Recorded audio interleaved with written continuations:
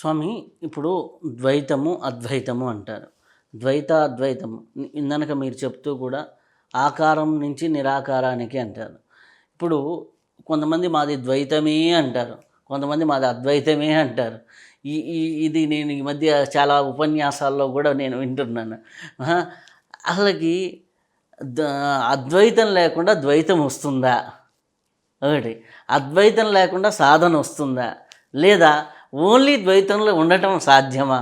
అనేది నాకున్నటువంటి ఇది. ఈ రెండు అవసరమే అన్నారు శంకరాచార్యులు వారు. ముందు జీవుడు ఉంటాడు, పరమాత్మ ఉంటాడు. ఒకప్పుడు పరమాత్మకి ఏదో ఒక లోపల ఒక ప్రేరణ కలిగింది. ఆయన అంతా ఆయన సంకల్పం చేశాడు. దాన్ని సంస్కృతంలో క్షోభ్యత అంటాం. ఆయనలో కదలిక వచ్చింది. ఆయనలోంచి జీవులు బయటకు వచ్చేశారు. సముద్రంలోంచి కెరటం బయటకు వచ్చి మళ్ళీ వెనక్కి వెళ్ళి అందులో కలవకుండా దూరంగా పడినట్టుగా పరమాత్మలోంచి జీవులు బయటకు వచ్చారు. ఆ తర్వాత ఈ జీవులు అనేక రూపాలు ధరించారు. వీళ్ళకి అనేక కర్మలు ఏర్పాటు చేశాడు. ఇవి మంచివి, ఇవి చెడ్డవి, నీకు విచక్షణ ఇస్తున్నాను. ఈ కర్మాచరణం చేస్తే నువ్వు సుగతులు పొందుతావు, ఈ కర్మాచరణ చేస్తే దుర్గతులు పొందుతావు, వద్దు కొన్ని ఇవి చెయ్యి అని చెప్పాడు ఆయన. ఇంకా అక్కడి నుంచి వీడికి నియంత్రణ లేకపోవటం వల్ల, స్వేచ్ఛ తనకు ఎక్కువైపోవటం వల్ల ఎక్కువ మంది దుష్కర్మలు చేయటం మొదలుపెట్టారు. దాంతో నరకాదులు వచ్చాయి. ఈ లోకాల సృష్టి అయిపోయింది. కొంతకాలం పోయిన తర్వాత ఈ శరీరమే నేను అనుకున్నట్టే ఈ పరమాత్మ నుంచి వచ్చిన మనిషి భగవంతుడి నుంచి బయటికి వచ్చిన ఒక చిన్న కెరటం లాంటి వాడిని నేను విషయం మర్చిపోయి నా శరీరం నాది అనుకున్నాడు మానవుడు. అలా అనుకున్నాక రెచ్చిపోయి తిరిగాడు. కొంతకాలం గడిచింది. చేతులు వణకడం మొదలెట్టాయి, కాళ్ళు వణికాయి, జుట్టు ఊడిపోవడం మొదలెట్టింది, తెల్లబడ్డం మొదలెట్టింది, కంటి చూపు తగ్గిపోయింది.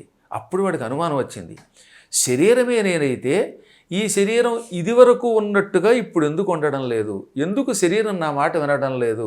కాబట్టి ఈ శరీరం నేను కాదు. ఈ శరీరంలోకి అడుగుపెట్టిన నా ఆత్మ ఇందులో ఎక్కువ కాలం ఉండదు. కాబట్టి ఈ ఆత్మని ఎక్కడి నుంచి వచ్చానో అక్కడికి తీసుకెళ్ళాలి అని ఆలోచన మొదలుపెట్టాడు. అప్పుడు ఆయనకి తెలియకుండానే బ్రహ్మే గురువయ్యాడు. ఆయనకి సాధన నేర్పాడు. ఆ మొదటి సాధకుడే స్వయంభవ మనువు.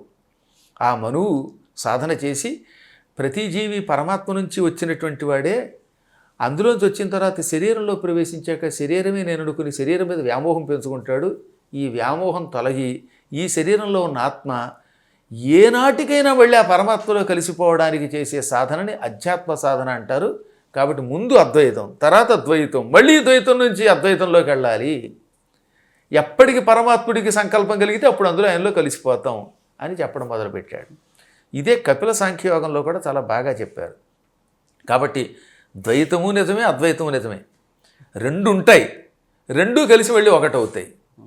ఆ ఒకటి మళ్ళీ రెండుగా విడిపోతూనే ఉంటుంది. సముద్రంలోకి నదులు కలుస్తాయా? కానీ నది ఏర్పడాలంటే మళ్ళీ ఏమవ్వాలి? సముద్రంలో జలం సూర్యుడి వల్ల ఆవిరవుతుంది. ఒకసారి మనం తేట తెలుగులో చెప్పుకుందాం. సముద్రం ఉన్నది, అది పరమాత్మ అనుకోండి. సూర్యుడు గురువు, నదులన్నీ జీవాత్మలు. సూర్యభగవానుడు బాగా కిరణములు ప్రసారం చేయటం వల్ల సముద్రంలో నీరు ఏమైపోతుంది? ఆ వేడికి ఆవిరి మేఘం అవుతుంది. ఆ మేఘానికి మళ్ళీ చల్లగాలి తగిలితే వర్షం కురుస్తుంది. ఆ వర్షం నదులుగా ప్రవహిస్తుంది. మళ్ళీ నదులు వెళ్ళి సముద్రంలో కలిసిపోతాయి. కాబట్టి పరమాత్మ నుంచి జీవుడు వేరవుతున్నాడు, మళ్ళీ ఈ జీవుడు ప్రవహిస్తున్నాడు, పరమాత్మలో కలిసిపోతున్నాడు. నది సముద్రంలో కలిసినట్టుగా జీవుడు అందులోకి వెడతాడు, మళ్ళీ బయటకు వస్తాడు. అలా జన్మలు ఎత్తుతూ ఉంటాడు. ఇదంతా ఆయన యొక్క ఒక విచిత్రమైన లీల. కాబట్టి రెండూ ఉంటేనే కానీ సమన్వయం చేసుకోలేం. అందుకే భావాద్వైతం వేరు, కర్మాద్వైతంలో వెళ్ళే తేడా కదా. అద్వైతంలో పరమాత్మ నువ్వు ఒట్టి అవ్వడానికి, కానీ కర్మ చేసేటప్పటికి మీరే నేనే అవుతాం. ఈ రెండు సమన్వయం చేసుకున్నటువంటి వాడు జ్ఞాని అవుతాడనమాట. అదిగో ఆ జ్ఞానాన్ని శంకరులు వారు అద్భుతంగా అందించారు మనకి. అందుకే శంకరుడు జగద్గురుడు అని పిలువబడ్డాడు.